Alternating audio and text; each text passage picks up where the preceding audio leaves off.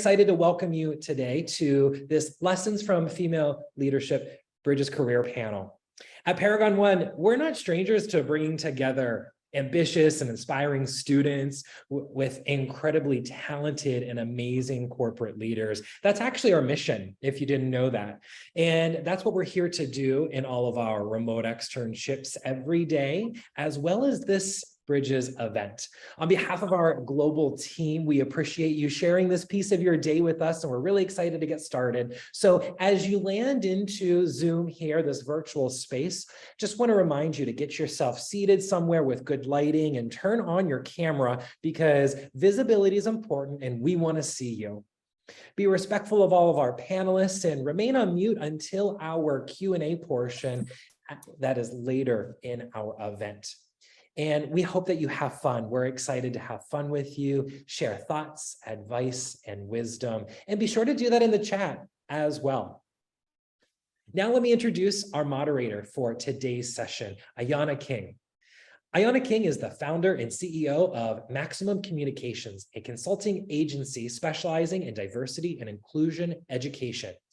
A strong advocate for inclusion, Ayanna works diligently to help end racism, ageism, and other threats to mankind through engaging workshops and collaborative partnerships.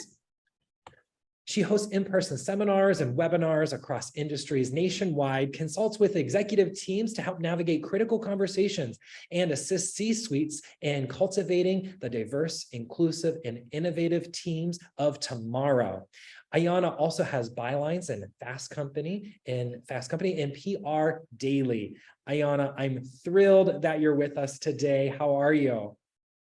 I'm doing good, Cody, and I'm very excited to be here today with Paragon One and really this panel of highly esteemed and really powerful women to really share their stories about how they got to where they are today, but also where they came from. So thank you. Absolutely. You're welcome. So I think we'll just go ahead and get started. There's so much for us to talk about today. And one of the things that we should be really focused on is in building bridges, the way we do that, one of the pathways is really sharing our experiences. And so as I introduce this panel today, I want us to be really focusing on not just where we are today, but how we got there and then what we see in the future. And so let's go ahead and get started. And I want to introduce you all to Miss Asia James. Now, Asia is originally from DC, but she's called New Yorker home for over a decade, where she works in media, advertising, and marketing. Asia is currently the Director of Emerging Audiences at Condé Nast. That's also, we learned a position that she made herself, worked herself into that position. Yes, girl, we're going to find out about it. And an inaugural member of the Global D&I Employee Council at Condé Nast. Now, before joining Condé Nast, Asia held multiple marketing and brand development positions at Ebony, Jet, BBC America, and NBC, just to name a few. She's a graduate of the Fashion Institute of Technology and received her undergrad in advertising and marketing communications with a minor in economics. In her spare time, she enjoys organizing intimate gatherings and curating music playlists for her loved ones. Asia, welcome. It's so good to have you here. It's so good to be here. Thank you, Ayanna. That was such a beautiful intro. Okay, well, you know, you have I'm like, wow. I'm like, who is she? That sounds great. I gotta get to know her. But it's so good to be here with all of you students today. And I'm so excited to hear from the other panelists. Yeah, we're gonna have a really good conversation. Yeah. All right, next. I want to introduce you to Miss Noemi Schmutzer. Okay, Noemi lives a little bit outside of Vienna with her husband and 2 kids. She's a managing director in Acusure's CFO in Enterprise Value Services with more than 24 years of cross-country industry experience. Before she joined the consulting industry in 2014, Noemi held various line and project management roles within wealth management, legal and compliance, chief risk officer, and business management departments. She has a broad experience, as you'll learn, in stakeholder management, business requirements, digital transformation and analytics capabilities, target operating model design, as well as hands-on implementation expertise. That's a lot of words, but she's gonna make it very simple for you, guaranteed. And besides that, she's a passionate executive career and certified coach. She studied in Switzerland and holds a BA of Business and Economics. In 2017, she completed disruptive strategies at Harvard Business School. And in 2021, completed sustainability management at Cambridge Institute. Impeccable career. Would love to hear about your journey, your educational experience, and so glad to have you here, Noemi. Welcome. Thanks a lot for the invitation. Super happy to be here and also share my experiences with you. And hopefully I can inspire and empower all of you.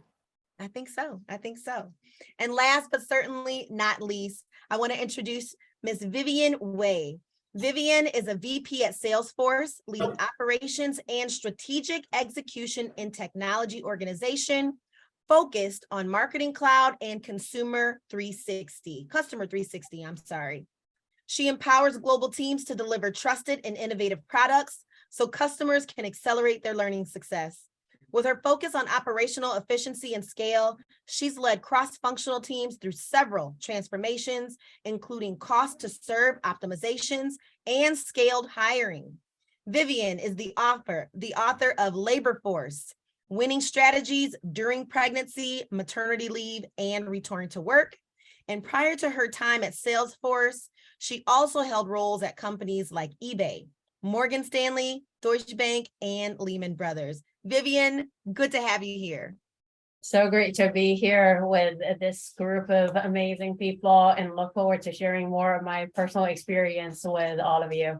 Yeah, this is going to be a really great conversation. And I can just if we were all in the same room, I mean, there would be no room because there's so much power, in all of these stories, roof blown off already. And so I talked about how part of the ways we build bridges is through experience. And so I want to jump in with this question that I want all of you to answer. And it's about your educational background and your student experience. I, not being a traditional student myself, and how I came to be where I am today, I'm always excited to hear how people landed in their current roles. So I'm going to start with you, Asia. I want you to tell me what your college experience was like. And did you see yourself as a college student, maybe even a high school student, right? Did you see yourself all the time, always working in marketing? I would say, okay, so the industry, yes, I did always see myself entering in the media space to some capacity. If we take it back to high school, I was editor-in-chief of the yearbook, so that all tracks. I went to a fashion school, but for advertising and marketing. So even today, people are always fascinated that I stayed in the same lane. However, the industry has been in flux the entire time I've been involved with it. So what I thought I was entering into media as a journalism, potential major, and I would be writing stories and discovering new bylines to bring into these renowned brands. It didn't flip on how do we strategize to bring in new people? How do we bring in new revenue? We have different, we started out as just a magazine in many of the companies that I worked for. It then stemmed out to be social media platforms. It stemmed out to be different video strategies and podcasts and audio. So while I started out in the industry thinking, this is how I'm going to enter, the industry blew up and grew to be so much more, where there was so much potential and white space to discover how I can make an impact. So I like to say, yes, I thought I knew where I was going, but was so surprised at the impact that I was able to just grow with. And that's where I see myself at the center of, even if I take a look back, I love to be in a space of transformation and to find solutions. So that's what driven me to move over to a commercial sales driven role, having that legacy of being in editorial and knowing how to discover these stories. How can I then use that knowledge to bridge the gap for our clients? Yeah. So I would say a mix, but we're evolving as the times grow. Yeah, and so I hear adaptability, and I think that's really important for students, is although we're going to have our curriculum, we're going to have maybe those internship experiences, those are not going to be, indicative all the time of what your actual experience will be once you get into the workplace. So that adaptability, I think, is key. Noemi, what about you? Same question. Tell me about your college experience, and did you see yourself as being a VP and in a position how you are today? What was it like? Never. To be honest, I had always the challenge of not knowing what to do. I had so many interests. And from that perspective, that was always my driver. I always wanted to learn new things, to learn additional things. And I started off in financial services. But there in financial services, I also did a couple of things, and I was always driven by my curiosity to learn. And after that many years in financial services, I thought, okay, what's next, right? So I'm part of the generation who IT at university or at college didn't exist at that time. So I knew this is something that's a building block. I need to learn. So this is how I then moved to Accenture, so the largest IT consulting company. So my driver was always learn, learn, learn, and learn. And it's still the same, right? So it is a journey. And I think that would also be one of my advices. See it as a journey. Yeah, it can change. Also, while working, while your career, you will transform, and be open for that transformation. Yeah. And so far, two of the things that I know our students should take away already from this very brief conversation already is adaptability and curiosity. Those are the two things that come up. Remaining flexible, remaining curious, being willing to sort of not only shift what you know, but how you think, right? All right, wonderful. And what about you, Vivian? Same question. What was your college experience like? Did you see yourself being in a position like you are today with Salesforce? What was it like? You know, my journey is quite interesting because I was born and raised in China, so a completely different country. And when I left my country to come to the United States, I went to Dartmouth for undergrad, and it was a brand new experience. All US education, liberal arts. I had a blank canvas and I could choose anything I wanted to learn. So, you know, I started with a curiosity to go into marketing, studying psychology, then dabbled across math, economics. Yeah. I ended up, you know, majoring economics because I just love the markets and Wall Street. So my first job out of school was actually with Morgan Stanley doing mergers and acquisitions. But then over time, you know, I was at the time on the kind of the agent side, right? When you're professional services, you're advising other companies. And I was like, well, you know, that's not exciting enough. I really want to have a stake in the game. I want to be a principal. And that's when I decided to switch into technology to join Salesforce. And it's kind of just been a journey. Who would have ever thought, you know, a girl who grew up in developing country in Shanghai would have ended up, you know, in Silicon Valley. But Yeah. kind of like, you know, I'm similar to Naomi, you know, what you said really resonated with me. It's that desire to learn and also continuing to challenge the status quo. Yes. Not only in our day-to-day job, but also in the society of how we can advance. Because now I look at myself, like I never imagined myself to be in a VP position in a large Fortune 500 company. But now that I'm here, it's the time to kind of lift everyone up, which is what brought me here. So I love you say now is the time, baby. Now is the time. Okay. It is past time. So the other thing that I really love though, is that I heard now 3 things that I hope students and some of us professionals that are here today, I hope we all heard. I heard adaptability, I heard curiosity, and I heard tenacity. And I hope that if you are watching this panel today, I hope that you will know that some of us are in male-dominated industries, okay? When we talk about intersectionality and we talk about our experiences as women in male-dominated industries, honestly, I want you to think about the different experiences and how each of these women have had to grab on to adaptability. Each of these women have had to remain curious, have had to be tenacious in order to get ahead. So Asia, as we go into the next question, still on my mind is how you said at the very beginning before we went live is, you know what, this was a self-made position. Tell us then, how that happened. What were you doing before that you said, you know what, I see a need, and you know what, doggone it, I'm the person that's going to fulfill it. And I'm going to create a team that helps me to do that. How did that happen, Asia? I love that transition. And to really break it down, it was out of the work that I was already creating in my previous role. So to give more background on Condé Nast, because that is the parent company for many media brands that we know and love, from Vanity Fair to Allure to GQ to Teen Vogue, Self. So we have many different titles under this house.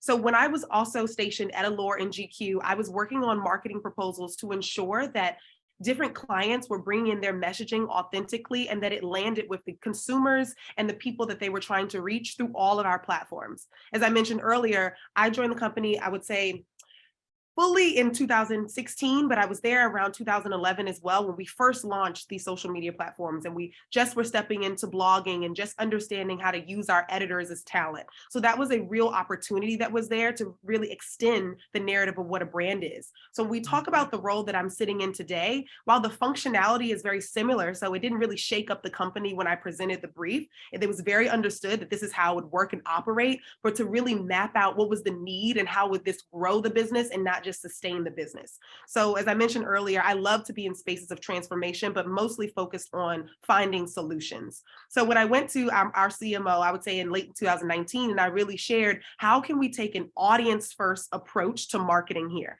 So when I enter in an RFP, which is a response for a proposal from our clients, and they're saying, hey, we want to reach Gen Z across Vogue, speaking to beauty entrepreneurs, specifically those of color, it's so many double clicks and ways to reach that exact person without looking at targeting. And when you think about a brand like Condé Nast or a brand like Vogue, what's so unique about us is that we're telling stories and people that we know and love in our world. We're not leaning on technology as most. As technology is going to change, TikTok will arise, Instagram will arise, our brands will sustain and just figure out the voice that they want to share on that platform. So I entered in that conversation that I would be that arbiter to look at those changes before they happen and educate our clients on how they can be brought into the fold in an authentic way.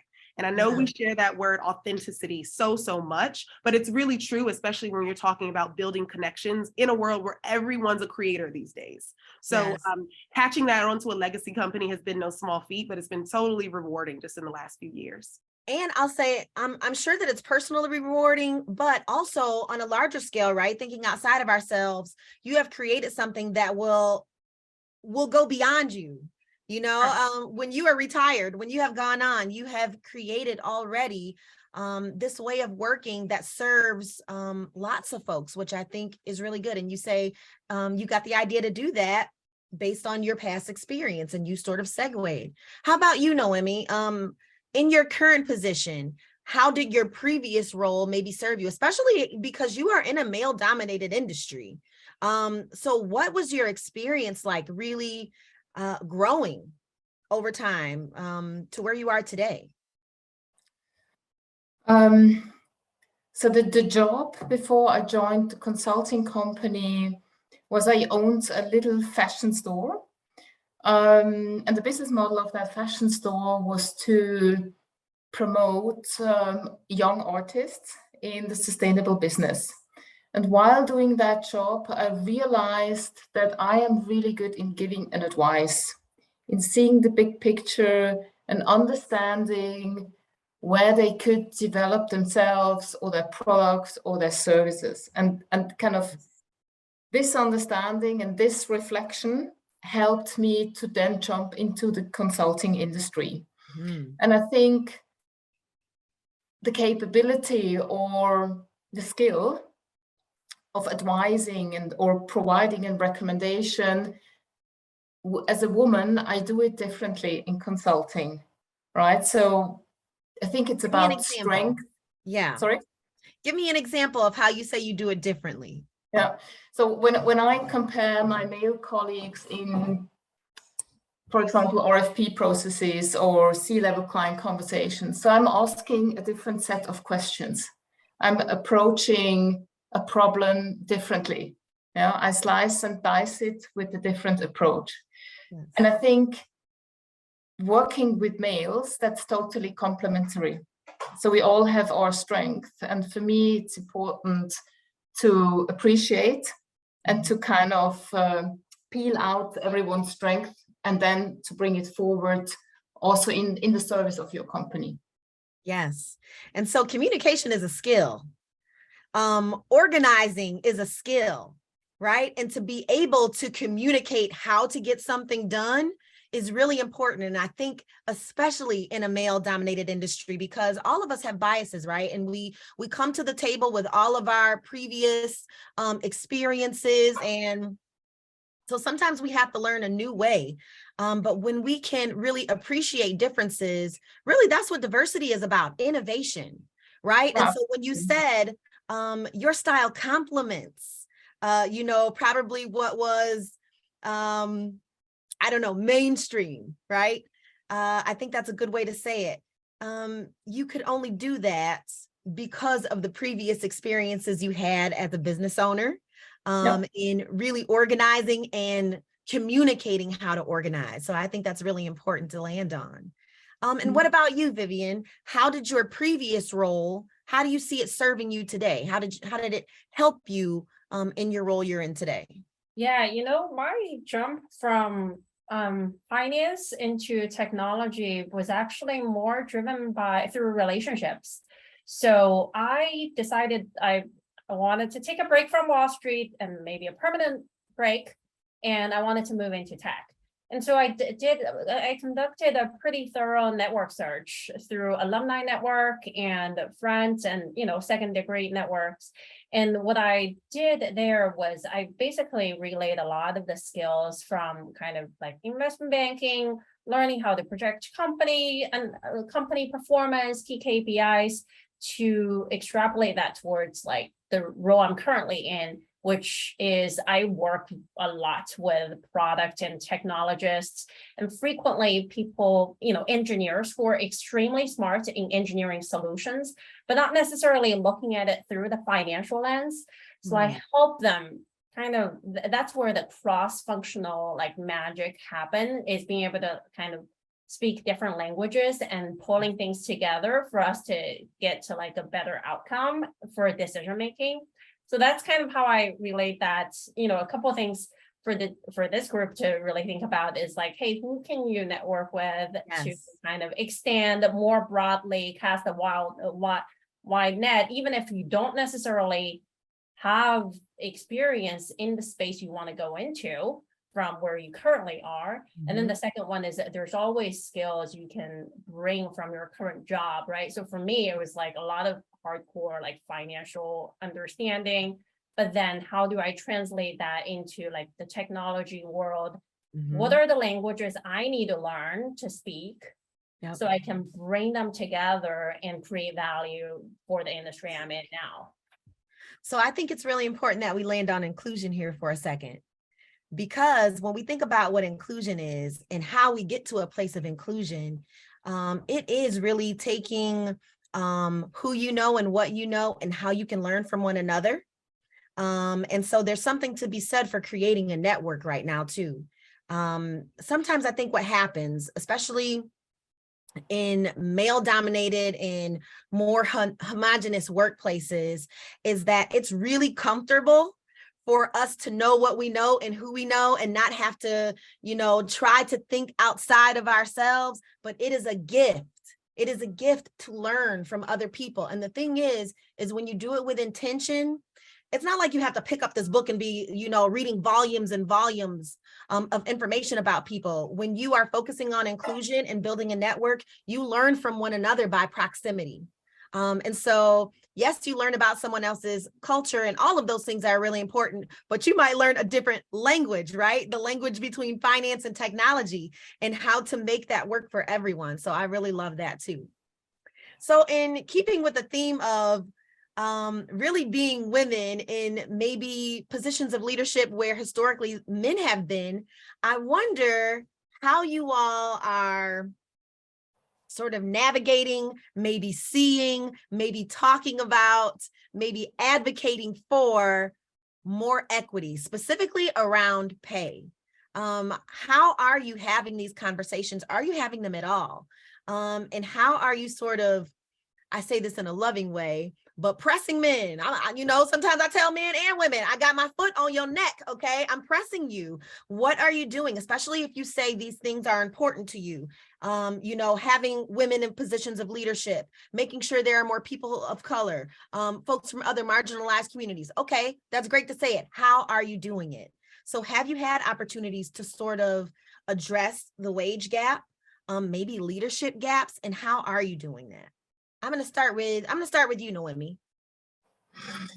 So the pay gap, I would say that's a challenge we don't have at our company because we have equality. Yeah, we work with skills and levels, so we do not have that challenge. We have the challenge of gender gap, and we have a challenge of diversity. And what I definitely do is whenever I staff the teams, whenever I'm involved in the recruiting or hiring process, I make sure that there's always balanced. Yes. Balanced men, female, balanced old and or seasoned and young personality coming from all over the world. It's not that difficult for us as we are working as an international company. Right. But these are kind of guiding principles for us in all the processes. We also work with quotas to increase female level and diversity levels. So we have performance achievement targets where we've been measured against it. Okay. So it has become part of our company culture and our DNA to include this in everything we do. Yes. And so I'm going to make an assumption, and I know that you'll tell me if I'm wrong. And my assumption is the only way you could do that and for it to have positive impact and for you to see that it's working is if you had buy-in from the top. And so what happens sometimes, and so what happens sometimes is if leadership, right, is not representative, if leadership is not diverse, if leadership does not have folks who representing them, especially in communities that they serve, it's really hard to get to this place of equity, right? Where you said, listen, we ain't got that problem. And it's because somebody in leadership, probably lots of folks in leadership said, okay, let's go. Now is the time. So great. No, fully agree. And as a leader, you also have to be a role model. So that's very important because everyone else will see behind your curtain and they will get it immediately. That's right. And so again, I talk about building bridges. One of the ways we do that is sharing our experience. And I think it's really important for leaders to do that, probably most important for people in positions of advancement and leadership, to do that, to show, listen, I'm not just saying it, I'm learning too. What about you, Asia? How's it working for you? How are you, do you see it being addressed? What say you? Yeah, I would say, and then just transparently, I'm a Black woman. I'm one of the youngest in leadership. So there's just many isms that I'm dealing with at a large legacy media company that is privately held by a family company. So being super visible at the leadership level, like while our, what we call it CLT, our chief business officer level is very diverse, our actual C-suite are all white men. So being able to just build those relationships and FaceTime with them to then share how we can change the conversation. We're still in the infancy stages of what that looks like. And how that needs to change. Similarly to what Nomi is sharing, we have pay equity studies in place. We have quotas. We all are in a bracket tier system, but it's still based on your contributions to the company, based on your tenure in your role, based on how you're constantly innovating and goal setting. Again, a lot of things that I think are privileged opportunities to a lot of people who have worked at our company for a while that have access to that way of thinking. I know we mentioned that earlier, that proximity to even be able to brainstorm and think beyond how to even negotiate money. These are the conversations that I'm having with leadership to be able to say, we have so many studies and perimeters set in place to bring in more people of color and especially young artists into our company. But once they're here, they're stuck. and they don't Yes. know how to rise. They don't know how to ask for what they need. And again, because we have needs to face as a company, we're not presenting them on a silver platter. So how can we bridge that gap of conversation and build more confidence? Because that's going to sustain our company. Because I will say those are the folks who have the rich ideas, especially when you're working in media. And I see that as just a huge responsibility for myself when it comes to, I built out the new internship program that we have within the last 2 years at the company. I'm an avid mentor for our high school program. So many ways that we can infiltrate when they're a bit younger. So when they come into the company and they have the audacity, because that has to be given to some folks and it's not just warranted. So it's a big responsibility for us that we're looking at and will constantly be evaluated and growing as the top shifts. Yes, and I think it's really important too for students to understand that as you go on your journey and as you are finding your career and you are entering into the workspace may not look how you want it to look right now. But I want to caution you not to look with your eyes only at what's happening, but really look at what people are doing. So is there a process in place by which we can hopefully gain balance and equity? If we say we want more women in the workplace, or we want more women to advance into leadership positions, don't just say that. What does it mean? What does it look like? Ask questions. That's really important. And for you, Vivian, are you able to have these conversations? Are these conversations being had at all? What say you? You know, I joined Salesforce about 6 years ago, and a couple months into joining the job, a female mentee of mine actually reached out and was like, hey, you know, I got this email saying my pay just got a bump of 5.5%. What is this about? It's like, I didn't do anything. The money, I just got a pay raise. And that's when I learned this was before a lot of the equal pay conversation even started.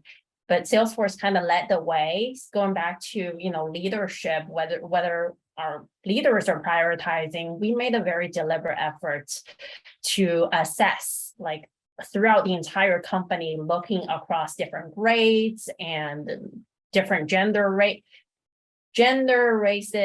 various components to assess, like, systematically, are people being underpaid? And the outcome of that is you get an email and and we conduct this analysis every single year, and we've been doing that since.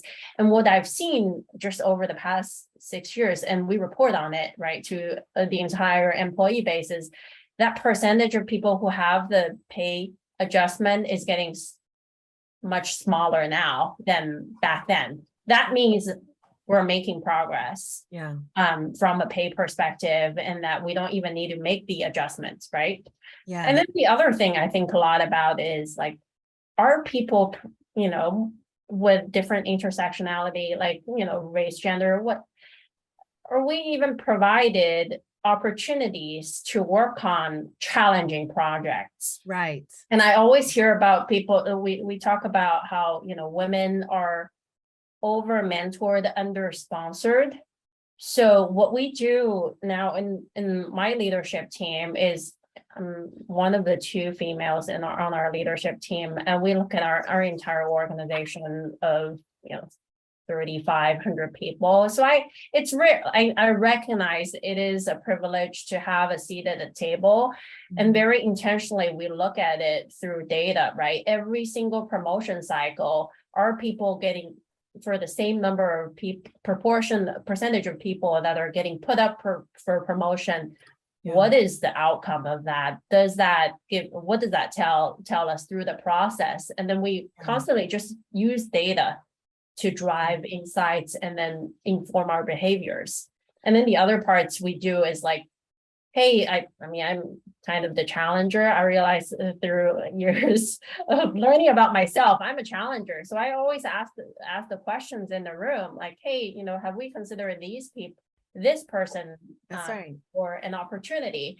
Because it's usually when you're not in the room that those decisions get decided. And I feel like we have that responsibility to bring it up and talk about it. And the last thing I will say is, sometimes we get comments that can be very infuriating. whether it's through unconscious bias or conscious bias in the workplace. And I usually just ask people questions like, hey, when you said this, did you What do you really mean by that? mean it that way? Can you clarify? And then they catch themselves. Yes.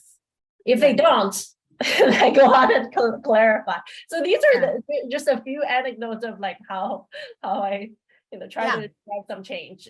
So let me say this too. Students, and for those of you who are already in the workplace, I want to address the people who are in the workplace first, right? First of all, leadership in and of itself is not dictated by a title. All right. So I want the students to know that right now. There are many of you right now who are leaders. And so it's really important that you are hearing these things because all of these women have done things with intention, right? But I want you to also recognize that it takes courage to also do the things that they're doing. To put myself out there, to ask that question, what did you mean by this? To reach out to a friend and say, how come my paycheck looks like this and it used to look like this? All of those things are done with intention and with courage. And so leaders, I want you to know that one of the things that I do that I encourage people to do both in the workplace and students is, start asking your coworkers what they're making. Because guess what? One way we're going to figure out about this pay gap is by being transparent, right? And so when there is an inequity and we all find out about it, now you got to answer for it. How come it's that way? And maybe there's a good response, but if there's not, we need to know that too. So students, I want you to be able to speak up, but leaders, I want you to do the right thing every time because it's the right thing to do. Okay. So I want to talk for a second about that glass ceiling because that's real. And so what I know for sure is that we have a lot of brilliant women who leave the workforce, okay, because they just cannot advance. I'll speak for myself. One of the reasons that I left corporate America is because I knew that there was not a lot of growth for me anymore, and that pay inequity was a real thing. That pay gap is for real. And so I said, I'm going to go out and I'm going to pay myself what corporate America would not pay me. But we don't want people always to leave the workforce, right? So how are we addressing the glass ceiling? Have we come to a place where we can see the ceiling and maybe we can even feel the ceiling?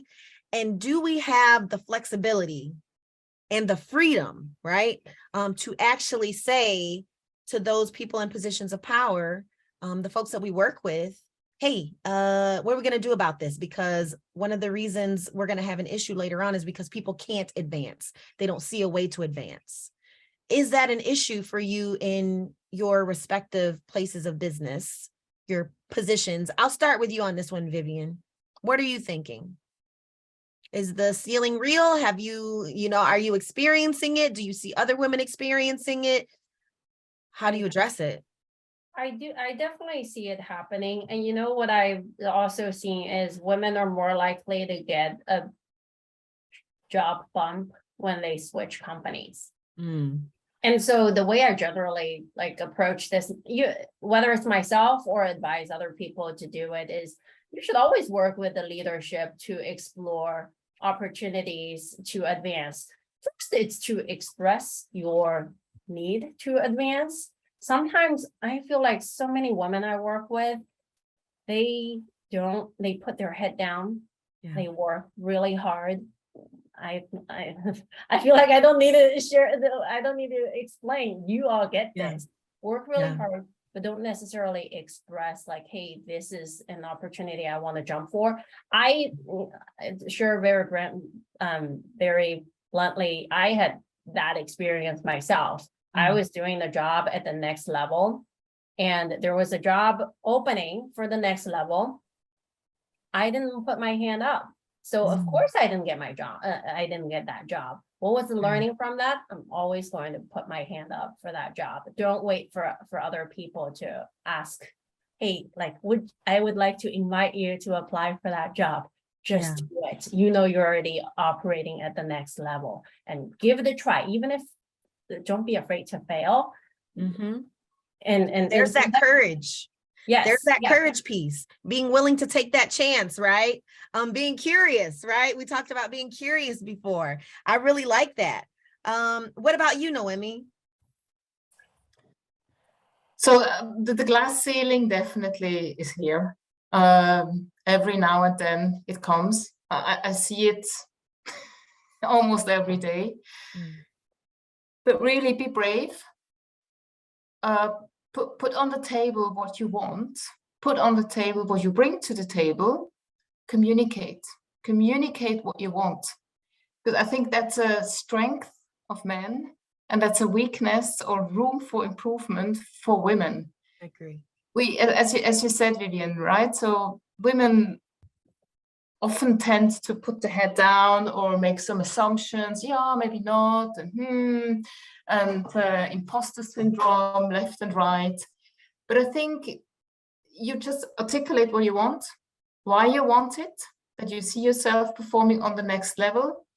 And if you feel resistance, ask for feedback. So what is it I'm missing out here? What are the skills you want to see me to do? Or where do you want me to perform better or differently? So communicate. That's the best you can do. And request. Put your requests on the table. Yeah, ask for it. Noemi, I think that that's a life lesson right there, right? Okay, not just in the workplace, but doggone it, you better ask for what you want, because unless you ask, the answer will always be no, right? Yeah. So And the moment like you ask, there is a chance of 50% that you get that's a right. yes. The answer might be yes. The answer might be yes. How many people leave the workplace because they're too afraid to ask?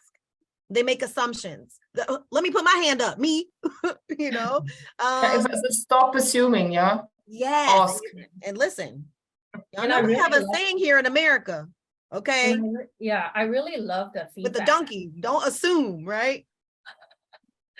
I really love the feedback piece, because we don't get good feedback without you being out there and intentionally asking. And I think going back to Naomi's point about kind of that intentional communication, you're getting more signals and understanding, a better understanding of how you can prioritize Yeah, where your learning and growth is. yeah, I think so. And Asia, in thinking about the structure of Condé Nast and how you say, listen, we're diverse up until a point, right? How are you experiencing that ceiling? And are we having conversations about the ceiling and what to do about it? Of course, we're having those conversations, but I'll say I had a manager years ago that this has always stuck with me, that you can be in between two goals. And I've always been realized that I've given too much power to the position and the role that I hold in my career. And then there's a larger personal goal that also is rooted in career and family and development that I can also focus on. So I think having that understanding of you're at a company, what piece of that journey or what piece of that company will aid the best to your overall goal. You know, for me, I've always had the long-term dream of I want to be a professor one day. I want to have multiple outlets to inspire. My time at Condé Nast, what chapter of the book or what episode of class will this aid or warrant me to aid my other strengths? So I will say, while we're having the conversations on glass ceiling, one can only allow themselves to be stuck. And I know we have many principles and responsibilities to hold it there, but we can ask the questions, we can lean into failure. These are all realities of life, but is it aiding your overall goal of where you're trying to land? Sometimes we're chasing dreams that are not fit for us. Oftentimes we're chasing dreams because they're in front of us and they're reactionary and you just want to get it because it's in front of you. And it may not be driven by your purpose or where you're led to be. Everything always works out, but yes, you do have to do the work and ask the questions, but also go back to the drawing board. And once you get this promotion and you're in this role, did you just beat the glass ceiling or did you just beat out your component? What is driving that intention with you getting to the next level? And everything is valid, but sitting with yourself and understanding that you can have a plethora of goals and interests will help illuminate that glass ceiling, and you'll be able to see, other roofs and buildings in your way. That's right.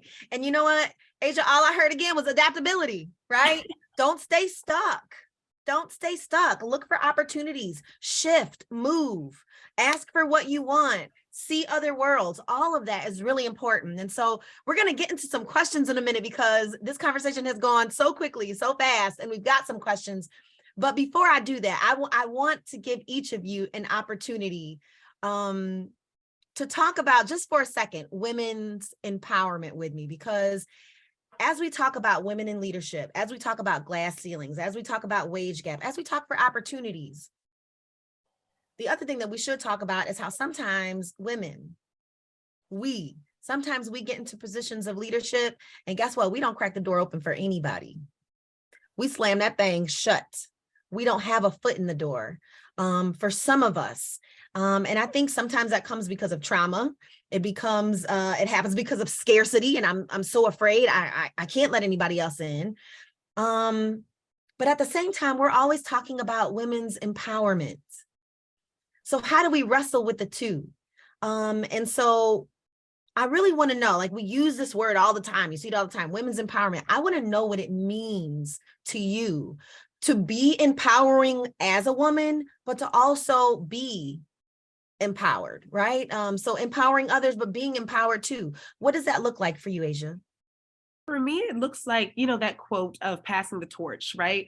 I think we all love it and we see we got to pass the torch to the next generation. But what I'm learning is my flame is still there. So while I'm passing on nuggets and what I've learned along the way and mistakes, I also am noticing folks mentoring me, and that idea of lateral mentorship or learning from where other folks have had success. I think often we think about empowerment of eliminating the mistakes and focusing just on that portion to be successful. But I want to hear the mistakes. I also want to hear the wins to keep my flame going. My career is going to evolve. I may not be in this exact space in the next 5 years, but there will always be a passion and a way to move forward. So I just want to shift the language around what we mean about women empowerment, because it's just not for the next generation. It's for the generation above us, where we are and underneath.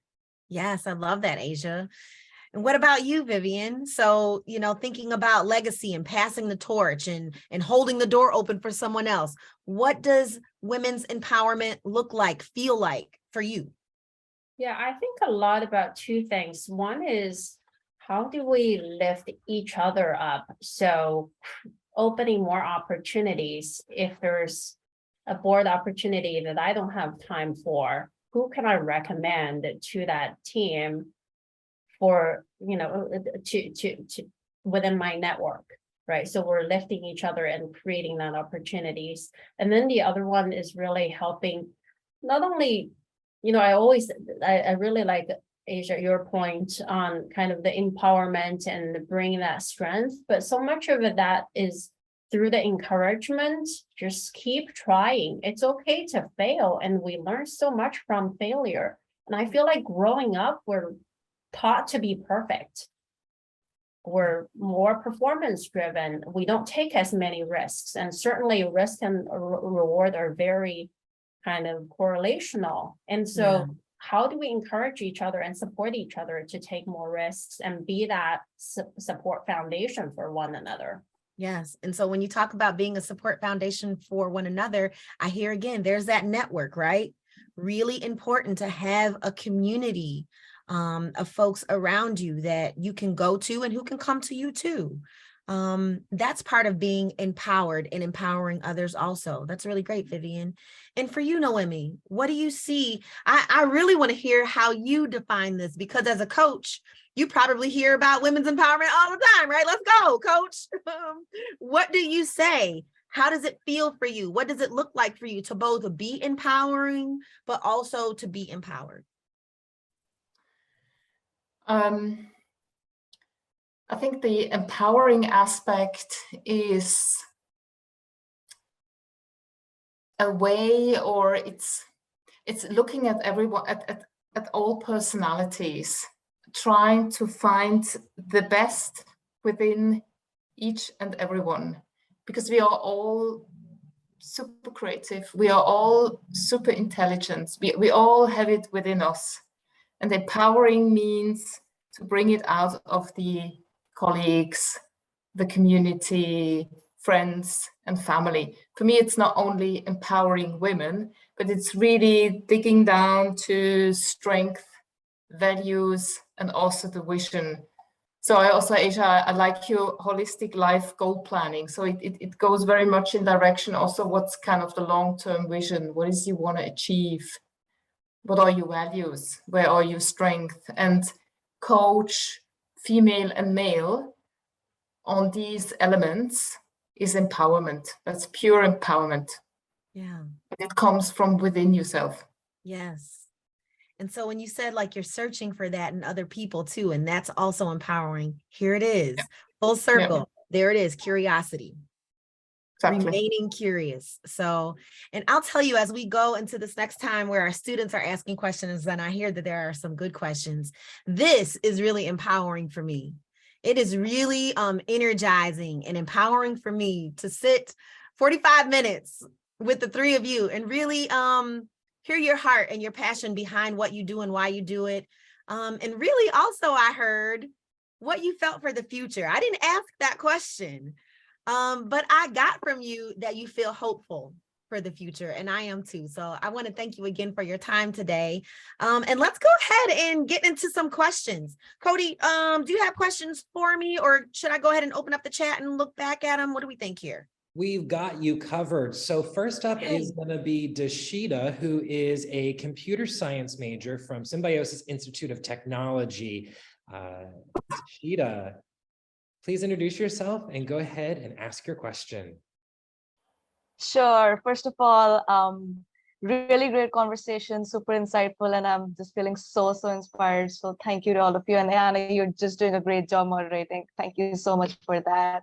So as Cody said, I'm a computer science student. I'm currently in my pre-final year, but I never really limited myself just to tech. I've explored marketing, I've explored product, and I've currently just noticed that I'm really good at product management, and that is what I want to do. But you know what, like exploring all these new arenas and getting to work with some amazing people comes that feeling of imposter syndrome.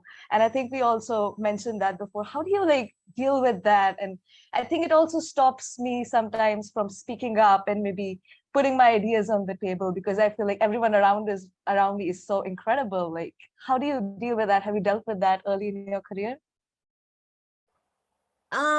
Noemi, how about I have you take that one first? And I'm asking you because you've had such a long career and you've seen your industry change and shift.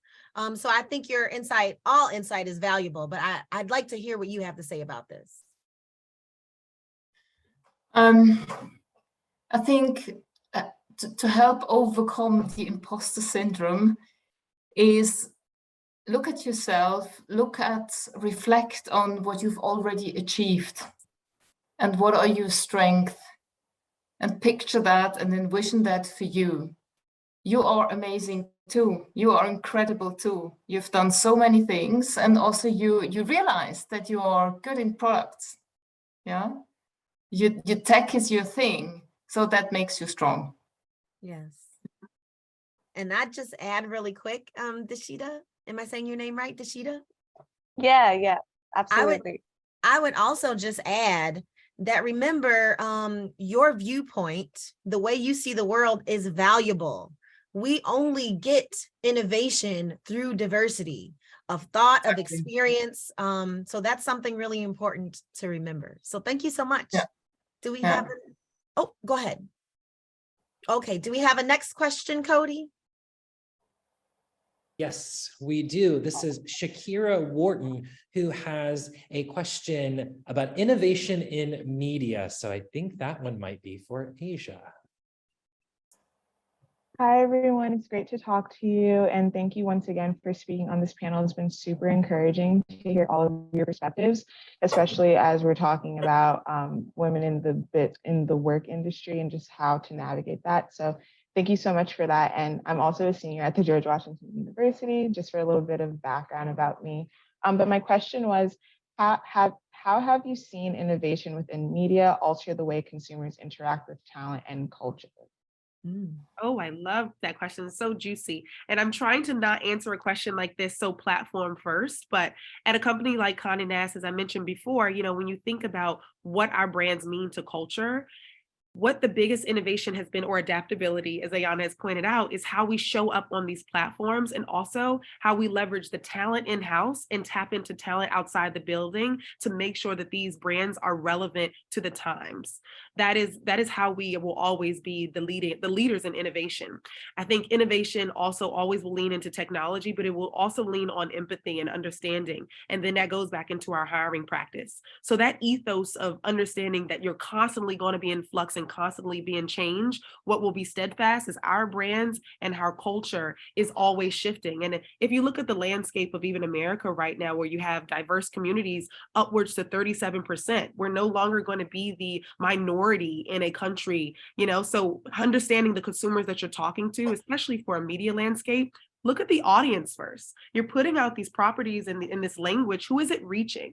I've heard this is a long-winded quote, but I remember Toni Morrison used to always say she's writing her books for her community. She's writing it with the intent that the eyeballs would be those Black and brown people. As we're writing these stories and conveying these new messaging through platforms, we want to make sure that these stories are written for these intended folks. Everyone is an individual and has a legacy behind them, and we want to build that connection, but it has to be one-to-one and authentic. I also just want to drop in some networks that I think you should tap into to help you build your understanding with that. And you know what, Asia, I want to say something too, because here it comes again. You ladies just keep on bringing all the words. There goes the bridge again, right? Through experience, through the sharing of experience is how we connect. So I really love that. Thank you for that question, Shakira. Do we have another one, Cody? We have time for one more question. One more. Abby Tymick has a question that is a great question for us to end on. And so maybe Vivian, you can take this one. Yes. Hi, my question was, what is one piece of advice you would give to someone who doesn't really know what they want to do after college?